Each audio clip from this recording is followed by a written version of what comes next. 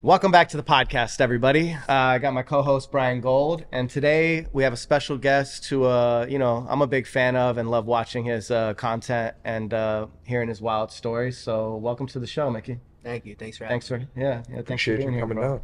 down. Yeah. For those that don't know, Mikki is an infamous, card player, right? I play some cards. Yeah. Yeah. Yeah, it's world famous Baccarat and training other people, and just for, mayhem and wild stories. How did you how'd you get into that? Gambling or Bach? Gambling. Gambling, well, it's just like in my bloodline. It's like what we did. Yeah. My whole family's like high stakes gamblers. So like family get-togethers, holidays, whatever. I don't know what normal families do. I don't know, like watch football on Sundays or whatever. We just like played cards, play like rummy and what have you. So it was like always there. When I got a little older, I spent a lot of my youth with my grandparents, and so this is what their life looked like: Atlantic City on the weekends, and every night, card rooms in New York City. So when I was a kid, I'll just be with them. So my whole childhood basically consisted of like going to Atlantic City on the weekends, and then like growing up in these card rooms in New York. Like our meals were there, our entertainment was there. So like that's just really what it was. It was like it was just like embedded in me. I didn't really think much of it. It's just like what it was. And then my grandparents. So I was always gambling. Then it was like big in my neighborhood. I came from like a big like. They're like wealthy Jews and mobsters, and if that's my whole town consisted of only those two options. So like between the two, there was like too much money in the kids' pockets and too many parents willing to like encourage, like underground casino style gambling. So it's just what we did in the neighborhood as kids, and it was embedded in me and all the other kids. And I don't know, we just grew up doing that. My grandparents got tired of me and my brother them having to leave the casinos because we'd get carded for playing when we were super young, like real kids, like I don't know, 12 and 14 years old, and we're trying to play. So finally I don't know how they did it exactly. They got like fake identities for me and my brother just so we can keep gambling with them in the casinos without them being disturbed, and getting thrown out. And so that's it. I started like casino gambling pretty young. Yeah, that's interesting. I remember getting kicked out of Hollywood Park when I was like 16 with a fake ID too, trying to play Pan 9 and shit. It was fucking great. Yeah, I had a good little run going for a while there. Had some fake bullshit ass ID, but that shit it worked. They don't care. How long did it take for them to bust you? Yeah, a couple trips, but like I played, like I was a little ass kid playing Pan 9 with all the Asians at Hollywood Park, fucking screaming, slamming the thing down. Action! That's dope, bro. So, the gambling kind of evolved. It's just a family thing. Yeah, it was just natural. Yeah. Just what we did. Then my life went like super south. Like I made every wrong decision. Like I could have had such an easy, stable, safe, guaranteed life, and I made every poor decision I could along my own path. Rebelling and just being stupid and young and no regard for consequence and what have you. And my life just kept getting worse and worse and worse. And it was so bad. And I made a turn and I started cleaning myself up. And I got a job. I was a day laborer. And then I saved money and I opened a business, and the business did well. And then after the business, I sold it, and I was in like roughly like my mid-20s. And I moved to LA sort of like to chill. But also I had a new business plan that like the best location would be Los Angeles to start it. Not too long after that, I was sort of chilling in the beginning, dragging my feet, taking my time on my business. And almost right before we launched, COVID started. And when COVID started, I was like, I don't know what's happening. I'm too scared, who knows where the world's going to go. I'm not going to commit any money to anything. I have enough just to live. And I definitely used that money to the maximum. I definitely lived. I used my free time well. And I was going to Vegas like once a week just to party. And I became like a winning player, not because I thought I was going to win or I thought I could win. It wasn't. I had more money than I knew what to do with. I had all the time in the world. I had nothing going on. I'm new to the West Coast, so we just wanted to party. Me and Ian, we just wanted to party. So we'd go to Vegas once a week and party, and we'd gamble. We'd happen to win, and like we didn't think nothing of it. Started offering, the PJs. They gave me a Rolls Royce. They gave me a Maybach. Started putting me in these villas, and 24-hour butler service, and and so on and so forth. And then I was like, I think I'm on to something. At this point, I'm winning like 20 to 50,000 every week, on each trip, and that's not that crazy, relatively speaking, to like some of the super high stakes gamblers. Like there's guys that come in there with millions. Yeah. And so for me to win 20 to 50,000 is like a blimp. But for me, I was happy to lose 20 or 50,000 just to party. But I was winning. I said, well, I wonder what happens if I buy in a little bigger. Let me add a zero. Well, it turns out my cash outs added a zero too. So now I'm winning, a couple 100,000 every week. And then at some point I said, let me like really pay attention to this. And I did, and I studied, and me and Ian did some things, and we figured out a way that seemed to yield us some fairly consistent, profitable sessions. And I became one of Vegas's biggest winners of all times. We were winning millions, if not tens of millions, every week. Wow. So when you're winning that much money, are they cashing you out, or are they giving you a wire transfer? How does that work? There's a lot of laws. I think a lot of casinos got in trouble for like acting as stand-in banks, essentially. So the law says however a player buys in is how they have to cash out up to the break-even point. And after that, the player's entitled to ask for whatever version of cash out they want. So if let's say I buy in for $1 million and I win a total $2 million, so $1 million of mine and then $1 million profit, they have to give me back my $1 million in whatever form I bought in that $1 million with, whether it be cash, check, or wire. Mm-hmm. And the net profit $1 million, I get to request how they pay me back. But they're, at my particular circumstance, at a certain time, they wanted to make my life very difficult, and they would do whatever I requested as my profit. They would do the opposite every time. It became like this battle, this weird like manipulation and whatever. They started out as like obviously welcoming you with open arms and giving you whatever you want. At what point did it turn to where they were like, all right, hold up, bro, like this is not a relationship we're welcoming anymore type of deal? Yeah, it was really weird, because I never really, while I was living it, I never really considered like, how will this happen? There was a time somewhere around like the second or third $1 million I won, where like me and my team had to say to ourselves, like, do we think this is going to be a problem? And if it is, we had two options, and we all talked about it. I said, do I play smaller, win smaller amounts, but it lasts longer, and maybe I'll go forever under the radar? Or I just go as big, as hard as I can, and we'll go to the wheels fall off. When the wheels fall off, we'll see if we crash into a wall. And we said, we're going to go as hard and fast as we can, and we'll just take it as it comes. That's exactly what we did. So when it came to like them not welcoming me anymore, it was like this odd, slow process that we kind of had to figure out on our own. Nobody came and was like, hey, today's the day that we're going to start harassing you and making your life hard. It wasn't like that. It was like this weird, slow thing that they were doing, all the suits were doing up in their offices, planning and plotting against us, that we had to see coming without any tip that it was even going to happen. So it was this very slow, gradual process. Well, again, all relative, but some were pretty quick. They're just like, you're a liability, you're not profitable, we don't know what's happening, we don't care, just stop coming in. Some were like, oh, he's just super lucky, we're gonna keep welcoming him because one day he'll give it all back and then some, which never happened. And then some were like, we're going to set him up, we're gonna put him in predicaments that really screw up his flow and whatever it is. And so you were saying that they would do anything to harass you, or like start to basically just fuck with your rhythm, I guess, or anything they could do to like mess up your get in your head, right? Yeah, I mean, they did things as small as one time me and Ian were playing big, and out of nowhere they sent someone in, dropped a box of tissues on front of me where I'm betting, kept walking, goes into one of the staff only doors and never comes out. So you would say like, well, why would they drop a box of tissues on front of you while you're placing a bet? I think it's because they wanted me to keep thinking about it. And all these years later, here I am still talking about it, so it worked. You know what I mean? And they would do anything from something as arbitrary as that all the way up to like really cheating me. They like jam like the ability to have Wi-Fi or cell service in my room. I put a video out on TikTok not too long ago, and Resorts World, the next morning after I posted this video, I was staying at Resorts World when it happened. They were doing it to me. I posted a TikTok of it. I don't know what, got like a few million views.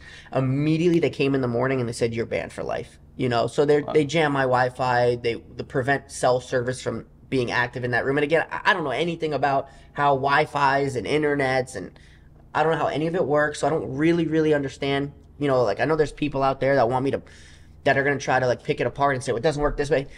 I don't know what. All I know is it happened. A lot of times I caught it on video, I posted it, they banned me for life for posting it, you know? And you know, like that, they'll like swap cards while I'm playing, which I've caught on video also. That also has millions of views. You know, I've caught them on camera swapping cards. What do you mean by swapping cards? Like there'll be a certain card underneath, and then all of a sudden it comes time to turn the card, you know, it's like another card. Like, so for example, the one that I have, that I caught on camera that I put out with all these. So they're doing like sleight of hand. Yeah, sleight of hand, like card mechanics. They're putting a mechanic behind the deck. Exactly. When they're playing with you. Exactly, right. One time, this is a story I told on another interview once. The green McLaren I pulled up in today, I drove that to a casino in Vegas one time. And before I got banned, I had my own reserved parking space at the front door of every casino on the strip. And I didn't have to give my keys over because I buy in with cash most of the time, right? Well, in the beginning I did. Then I started to switch over to cashier's checks. But when I was buying in with cash, I'm like, how do you expect me to give the keys to my car that might have, you know, $1 to $4 million in cash in it to some valet driver? I was like, I'm never going to do it. So it's like easy for them to be like, keep your keys, don't worry about it, park in your designated spot, no one's going to touch your car, your keys, nothing, right? So I had 7 million one time, and I pulled up and I parked in my normal spot. And the thing is, like, I'm the only person in like Vegas history that ever had this like exception to the rule, right? Like I have my own spot, I keep my keys, whatever.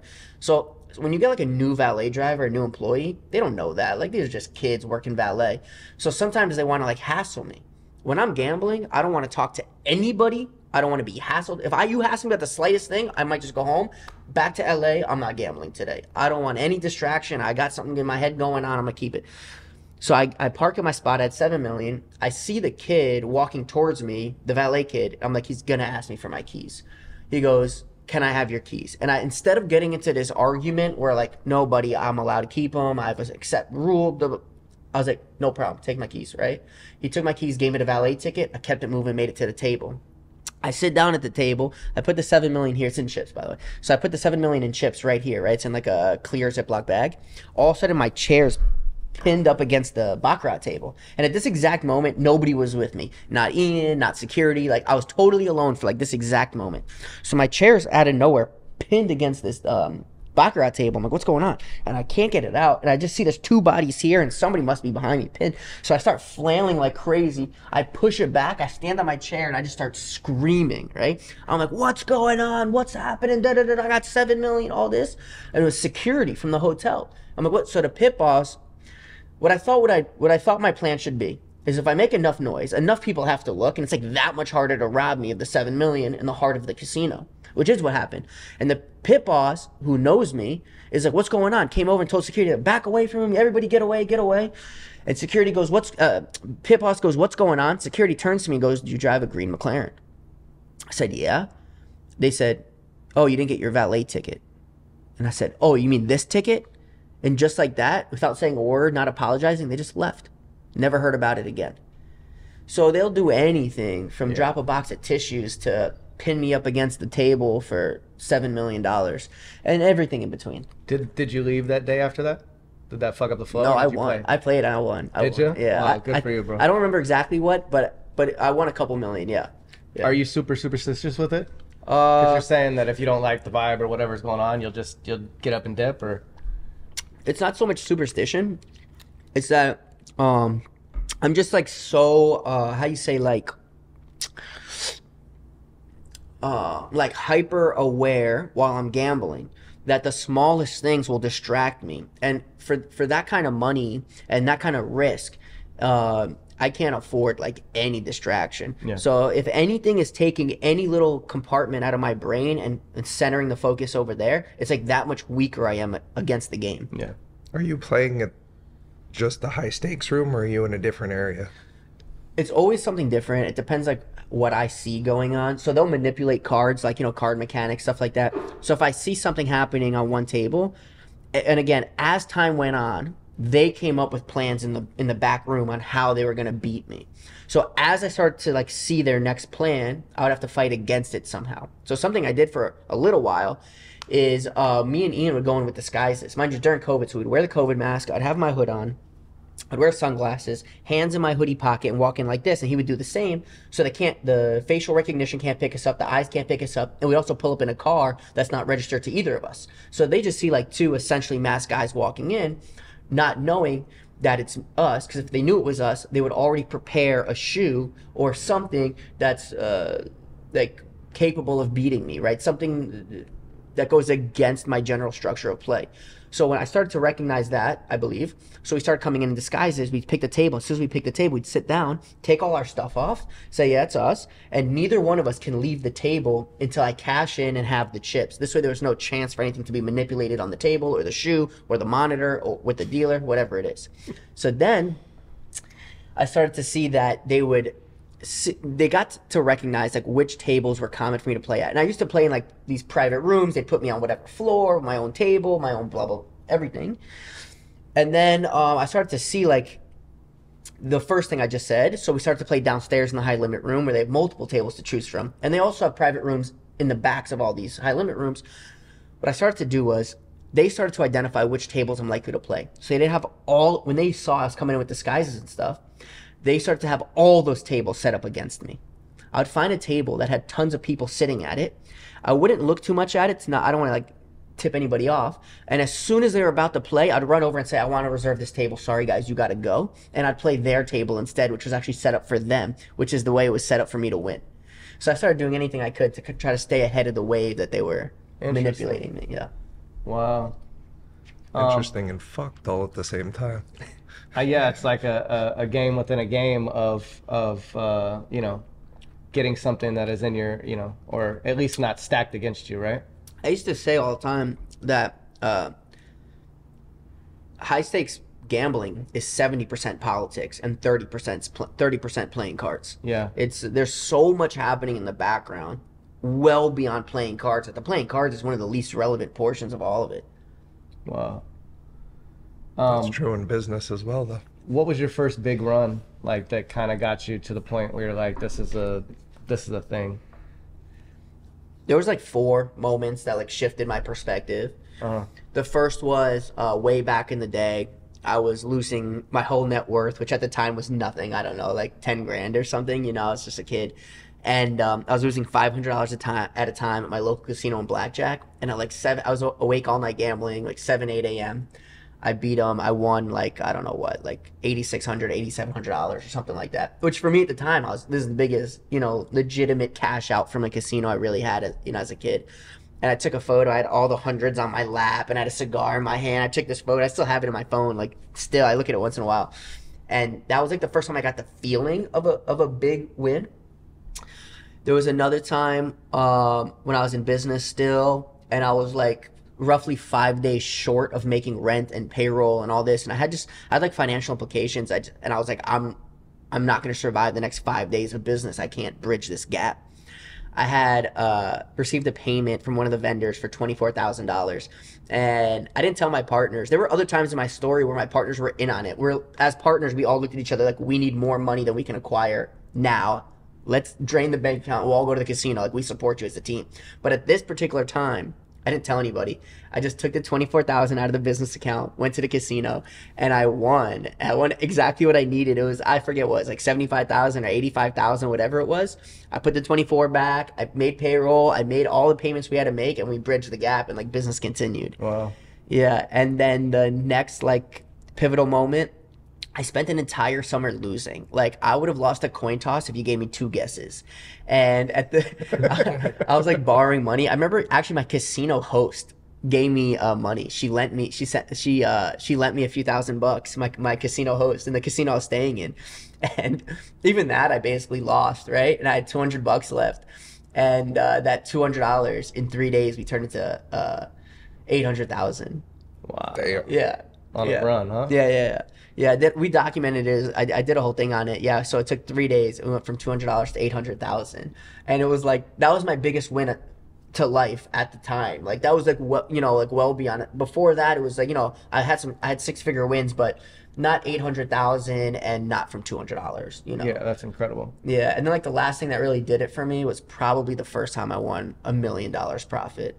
It was actually exactly 1.25 million is what I won, and it took a few days. Me and Ian didn't even talk about it. We like cashed out. We took a funny video. I'm sitting at a piano in the chairman's suite, you know, on the top floor, and I'm playing piano in the chairman that we were staying in at the time, and we put all the cash on the top of the piano. And Ian just filmed like a quick clip from the top of me playing with the money, and like that was that. We flew home, and we didn't talk about it for like 3 days. And then out of nowhere, Ian was sitting on my couch, and I was like, bro, I just won $1 million. And then he just like let it out. He's like, I know, I've been like holding this in. I didn't know like how to address it. Like I didn't, you know. And like that was just like this moment where I was like, dang, like I just fulfilled my dream that I've had, you know, for all these years. Like I won $1 million, you know, and it was no looking back. We never won less than $1 million since then. It's amazing because it's obviously really easy to root for you because everybody wants, like, that's the story that everybody wants to hear, bro. Everybody wants to hear about somebody walking in and taking these motherfuckers, Yeah. you know what I mean, consistently to where they have to try to combat it, you know. In the early days, were you playing multiple games or just kind of like whatever it was? Yeah, I listen, to this day, I'm a degenerate. I love to gamble. Yeah. If you want to throw pickles up against the window and see which falls off first, like I'll bet on it, you know. But yeah, so in the beginning, I played anything, you know. But I preferred blackjack. That was like my game of choice. And to this day, it probably double deck blackjack, pitch more specifically, is my game of choice. Yeah. Other than, I also like Pagal. The Pagal is my most enjoyed game. I enjoyed that the most. Like if I had to play any game, one game for the rest of my life, it'd probably be Pagal. Pagal poker. Yeah, cards, right? Not tiles. Yeah. Exactly right. But you'll never win, but you also never lose. Yeah. You know, it's just the fun of it, you know. But blackjack was really my game. And I was living down in the Miami area, and there's like a group of us that we like went to the casino every day. We're like a little gambling team. And some played blackjack, some played Bach, some played both, some played carnival games, some only played poker, whatever it was. And I remember like the limits in Miami are $5K per hand in blackjack. And the rules aren't that great, and it's only 6 deck. And there's nothing I can do to let them make me bet more. They sent me, you know, there's a negotiation list, like how much you deposit, you can negotiate up to higher limits. But their limits are so trash. It's, if you deposit $1 million, you have the same limits if you deposit $2 million, and it's the same if you deposit $3 million. So I'm like, how am I going to give you an extra $2 million to still bet the same as $1 million? And even the smaller limits, they're very, like, not competitive with other casinos. So just like at standard walk-in limit, $5K max, and they wouldn't let me bet more, and it wasn't like a good negotiation. My boy played blackjack, and Bach was like, bro, just play Baccarat, you can bet $10K off a rip. And I'm like, really? And then he's like, yeah. And I was like, all right, say less, teach me how to play Baccarat. And I gave him a purple chip, 500. I said, place a bet. He placed a bet. We won. I said, leave the cards, just explain to me why we won. He explained it. So, mind you, I didn't know any of the rules of Baccarat. I didn't know nothing. I didn't even know what won, what did it. So I won my first ever Baccarat hand, $500. He told me how we won. I said, all right, cool, place another bet. He placed another bet. We lost. I said, all right, just tell me why we lost. He explained it. I said, all right, let's play. And we played a shoe, and that's how I started to learn Baccarat. Yeah. You prefer the player or the dealer's hand? Is there like just a rhythm to it? Yeah, I mean, I don't think, I mean, bank will always have a slight favorability. Advantage, right? Yeah, slight advantage. Bank always acts in response to player, which is what gives it the slight edge, which is why you only pay commission on the bank side. Yeah. So at face value, I guess like everybody should say, oh, I prefer the bank side because of the slight edge. But I think it can go either way depending on the hand, obviously. Is there a reason you play by yourself? Just for the influence of an amateur or somebody else? Yeah, I don't need nobody knocking me off my access, cheering me on, or talking down. Or yeah. I don't want the pressure either of losing other people's money. I tried that route before. It's like a terrible route. Yeah. Like if I place a bet, I flat bet $250,000 a hand. So I place 250,000, and some guy who wants to bet, I don't know, $1,000. I don't know what regular normal people bet. I don't know, but he places a bet, and then we lose, and I'm like, oh man, he just lost because of me. What if he's doesn't have that much money? What if I just lost him, half his net worth? I'm like, oh my God, I feel so responsible. And then all I can think about is this guy. Instead of the $250,000, I'm betting on the next hand. Well, that's very valiant of you, I guess. But no, I totally get it because things go through your head in that way. Yeah. What about losses, bro? What's anything that's like just sticks out in your mind, something that you remember, or you just try to keep it? People always ask me my biggest loss. Something on the internet is people are always like, he never talks about his losses, which first of all is not true. I've lost on live.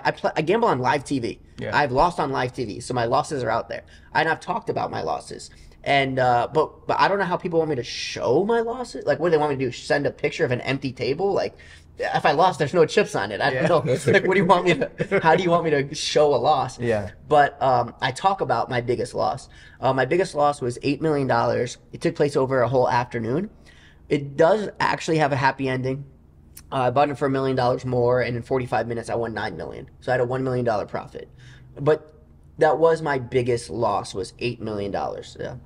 How did that was like pretty tumultuous, I'm sure. Like it was very distressing. I was very like distraught.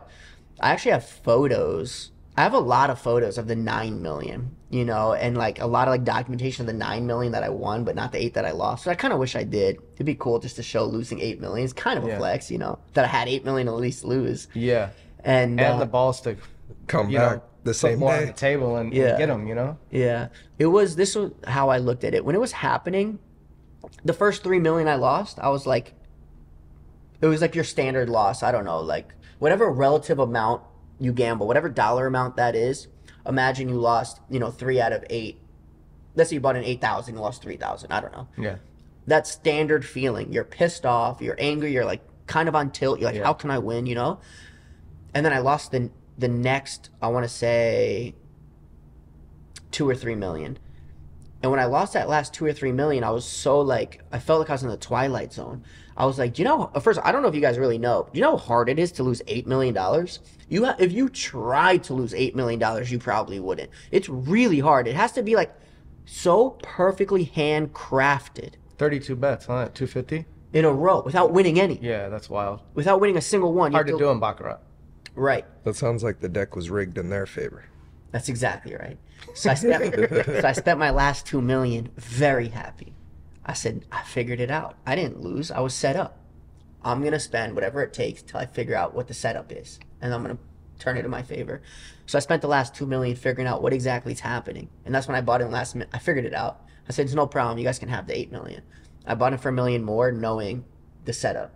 And I played it into my own palm. And that's how I won 9 million in 45 minutes. Wow. To be able to see through that and have the vision and understand what was going on. Not many have the, you know, the stomach for it, let alone the, you know, to be able to get it back in your favor. It's cool that anything can be changed though, huh? I think that's why Baccarat is like their scariest game as well as a casino, right? Because they know that somebody can come in and crush them in that game. That's basically the only game that a player can absolutely demolish the house. Not demolish in the sense of like taking down a multi-billion-dollar corporation, not like that, but demolishes it. You know, affect the bottom line, affect the day's revenue for sure. Yeah. You know, people win, you know, they'll have like guys from China come and win 20, 30, 50 million, you know, in one weekend. Yeah. So you had all these winnings. Yeah. What do you do with the cash after you're, you know? Yeah. So because I'm a full-blown degenerate, I definitely need to protect me from me. So I created a real estate fund. It's an investment fund, but it's almost exclusively real estate, really. I put like a little board together. They're in charge of it. They ask me my opinion all the time, and I always ask them to stop asking my opinion. I am not a professional over there. I don't know what you're going to take from my perspective. I'm probably going to give you the wrong advice. You're the pros. That's why I hired you. Do your thing, you know? So that's really it. It's pretty boring, to be honest. That's good though. But it's boring and safe for someone like you. Yeah, exactly. It's safe. It protects me from me. Yeah. Any crazy stories you want to share? Just in partying or life or crazy Vegas trips, anything? Whatever you want. I know you want to know about the hat. Yeah, about the hat thing. Yeah. So. Is your lucky hat or what? No. Just the hat you like? Just the hat. I wanted to wear. Yeah. Yeah. So, you know, they gave me all the PJs. They gave me all the cars. They actually furnished one of my houses, the casinos.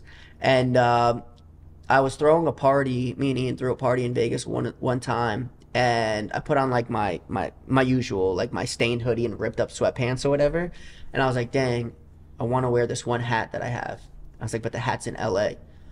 So I called my driver and I said, hey, can you bring me to the tarmac and have the PJ set up? I need to fly to LA.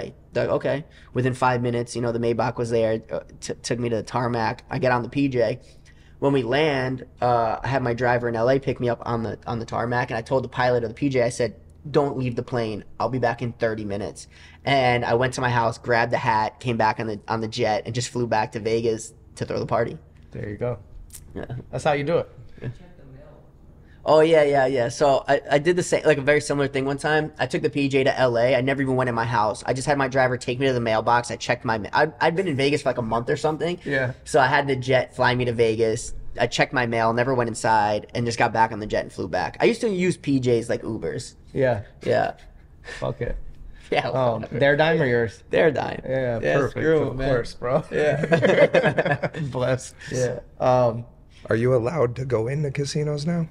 Every casino treats me differently. So some like don't even want my shadow casted on their sidewalk, you know. Some are super stoked to have me because it's such good marketing for them. Like just by me walking through, people will start tweeting out, yo, Mikki's at such casino. And then all of a sudden there's all these people there, whether they want photos or to ask me a gambling question or thinking I'm just going to gamble and want to watch or whatever it is. Yeah. So it's good for them. So I get a little bit of everything in between. Some of them we have like pretty long-standing terms. Like some I know I am not welcome anywhere near. Some I know I'm fully welcome, but I can't touch anything relating to wagering. No cash, no chips, no cards. And then all the ones in between I have to call, and every time it's case by case. I'm like, hey, I'm coming in with this celebrity. They want to gamble with, they want me to sit next to them while they gamble. Can we come in? Sometimes they say no. Sometimes they say yes. If they say yes, there's like specific terms I have to follow. And You can't wager though. Anywhere in Vegas? No. Well, there's one company that lets me wager on the strip.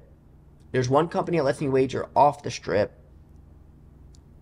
There's a company, I know a guy who just bought one of the casinos on the strip. He's very, very excited to have me come and play. So I will be able to wager there. It's not a casino. The casino's on the strip, but there's no wagering to be done at the moment, Yeah. So that basically encompasses all of my play abilities. Really? Yeah. Traveled? Have you traveled and played other places in the world and stuff like that? Or does that get a little weird? Well, it definitely gets weird. So when I was younger, I played in so many countries. I played all over Europe. I played in quite some countries. I played on islands, stuff like that when I was a little bit younger. During this like uprising or whatever, this publicness, I haven't. I don't know when I can and when I can't. And there's really no way to know until I show up. So imagine like I jump through all the hoops to like get the money to China, get myself to China, walk into one of the casinos just for them to be like, sorry, buddy, you can't play in this town. Yeah. It's just too much. I also don't need to. I'm not under pressure. I'm not under fire here. And it's a very stressful life. I'm like pretty content. When they told me to stop gambling, I almost in my head was like, thank God. Really? Because one loss, like let's say they do one setup against me that I can't catch, who knows? It can cost me $20-30 million. Wow. And it might not be recoverable if I never figure out what the setup is. So I think they saved me. Yeah. They Good saved breath of you, fresh air. saved themselves. Yeah. Is there any tips for any aspiring card players or anything out there that you could share with them? Oh yeah, 100%. Yeah. I'm sure Don't people gamble. would love. Do not gamble. Yeah. There's such an unlikelihood of you being a winner. Yeah. You might as well consider that you will never win, right? And if you do, then it's like a cherry on top. If you're going to gamble, despite my very, very clear warning, do not gamble. But if you're going to gamble anyway, figure out what your budget is. What would you happily spend on a night of entertainment? Like if you're like, hey, I would spend $1,000 to have fun doing whatever, then you're going to go to a casino at $1,000 and spend it just as if it was like a ticket to get into a concert or I don't know, what event or whatever. So while you're losing that $1,000, you're like, I'm not losing $1,000. I paid $1,000 to enjoy my night, and this is the manner in which I wanted to enjoy it. If it's anything beyond that, then you're in a bad predicament. The casinos aren't nicer than our houses for no reason. Yeah. That's true. It's kind of funny. How is it working with other celebrities? I've seen you with Little Baby and a couple other cats, kind of like helping them out with the game. Yeah. Is that pretty cool? Some is super cool. All right, in the beginning, it was all cool for me because I'm just some guy, you know. Yeah. I only got on social media like I think like 3 years ago. Before that, I was like anti-social media, totally anonymous. So like immediately, like every one of like the biggest stars that I can like idolize or engage with, like is sliding in my DMs, you know, and they're like, "Yo, what's good? We should like chill or whatever." Anybody that recognized me, I was like, "I can't believe you recognized me." Like that's so, I don't know the word, like it was just cool. And then after some time, I got a little desensitized. In some of my own right, I became a little bit of like a local celebrity, like by my, you know. So then I started to become like more, how you say, like eye to eye. I felt like I was, not that I was really necessarily starstruck. And I still to this day, once in a while, get a little starstruck. Like, and I'll tell the dude, I'll be like, "Yo, I'm a huge fan. I can't believe like I'm chilling, you know." And once I start to like feel more confident in that space, in that realm of public figures, I became more comfortable treating them like normal people. Like, I don't care how famous you are. If I don't really like you, I ain't coming out, you know? But in the beginning, it was just like, I couldn't believe you recognized me. Yeah, of course I want to come hang out. And I'm like, dang, I don't really like this guy. Or I don't like this woman or whatever it is. And I saw myself like still trying to be around them just because I thought like that atmosphere was so idolized and worshipped. And then once I started to feel confident in my position within the group or whatever, I was like, this ain't me. Yeah. You know, I'm staying in. I'd rather stay in. I'd pay you to not text me today. I'd rather stay inside, you know? Yeah, I understand that. You know, they say never meet your heroes, so that's kind of like the thing. You know, you never know what you're going to get. Some people are great, some people aren't, you know? But I do want to say some of them are super, super dope human beings. Yeah. I don't want this only to be negative. No, of course. Some of like these like, what we say, never meet your heroes, is that what you said? Some of my heroes that I met are some of my best friends now. There's like no question. They're like super dope human beings. And we both have like big means. So we can do all our childhood fantasies as like big kids now, you That's know? dope. And it's super dope. Yeah, man, it's super cool. Do they handle the losses okay? We don't have that big of a sample size of losses to say like overall do famous people handle it well or not. And the sample size I do have, right?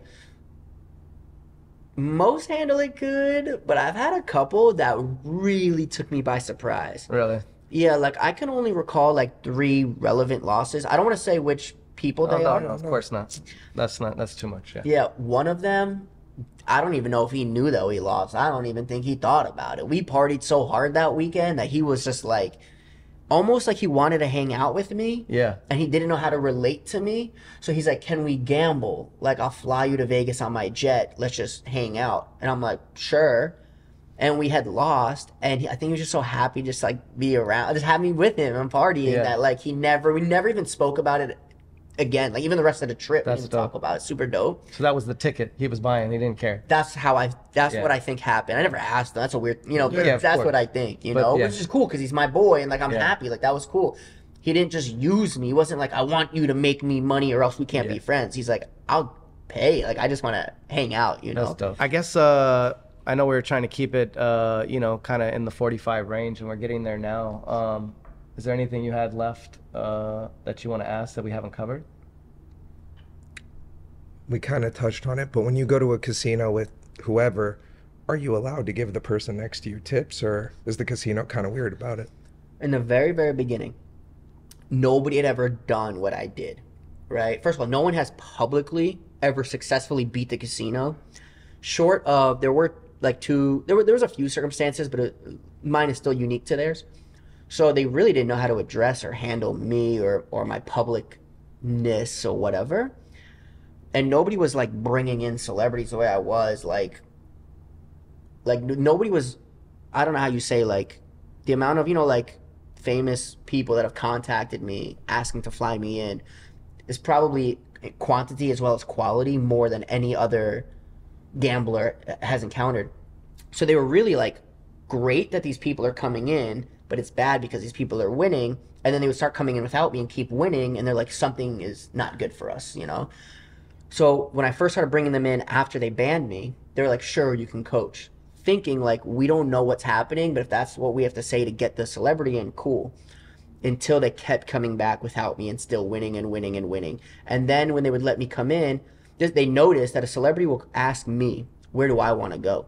And so for me to pick one casino, I'm not incentivized by any casino. I hate all the casinos. I hope they all burn down while the executives are still standing in them. I have no interest or stake in any of the casinos. Like, I can care less. So for me, it was whatever casino I thought we'd win at, as well as treat me nice. I just want them to be nice to me. I'm a human being. Just be human with me. Be nice to me. And if you're nice to me, I'm nice to you. I'm all the respect in the world, no problem. So like when one casino would like do something that I didn't appreciate or disrespect me, like you can guarantee that me and whoever that person is just not going to that casino. So some of them were like, okay, we'll let you come in with that person. We'll be nice to you. You can't gamble, but we'll let you do whatever else. You can coach, you can party, whatever. Then they'd come in without me and keep winning, and they'd be like, okay, this coaching thing is now an issue. So they would like have one time I came in, I was with Lil Baby, Roddy Rich, Kifa, and Ben Kicks, and they tried to throw all of us out because I was with them. Then they permitted me to be there with them.